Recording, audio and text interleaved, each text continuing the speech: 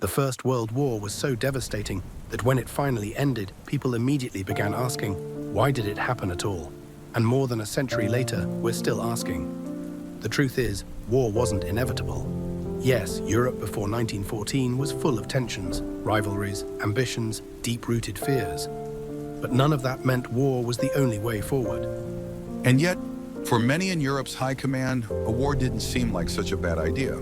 In fact, some believed a quick conflict might be just the thing, a healthy shakeup for the international order.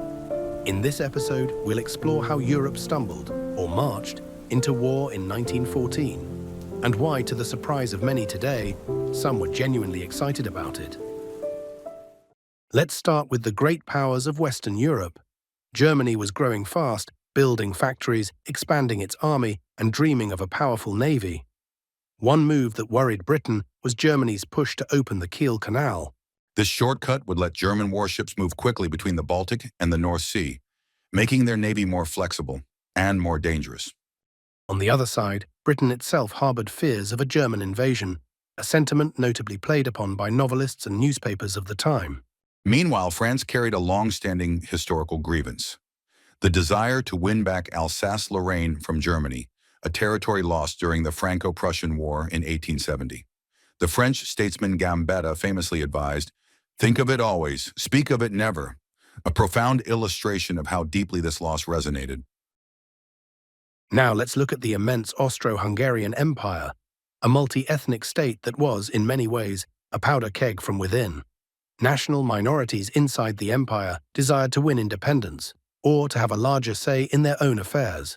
These diverse groups, including the Czechs, Poles, Slovaks, Italians, Slovens, Croats, Serbs, and Romanians, were all seeking greater self-determination. This internal pressure created a fundamental weakness for the empire and was a significant source of instability for the entire continent. Perhaps the most volatile region on the map is the Balkans. Here, Serbia was a rising power with clear ambitions, a desire to win an outlet to the sea and a strong drive to lead the Balkan Slavs against Austrian pressure. This Serbian ambition directly clashed with Austro-Hungarian interests in the region. Adding fuel to this fire was Russia's strategic involvement. Russia had a desire for territory and influence in the east, at the expense of Austria. Crucially, Russia also saw itself as the champion of the Balkan Slavs against Austrian dominance, effectively aligning its interests with Serbia. Even Italy had its own designs on this troubled region, with a desire to win territory from Austria, expand in Dalmatia, and control the Adriatic Sea. This truly reveals the explosive landscape of Europe before 1914. Every ambition, every fear, and every historical grievance was interconnected.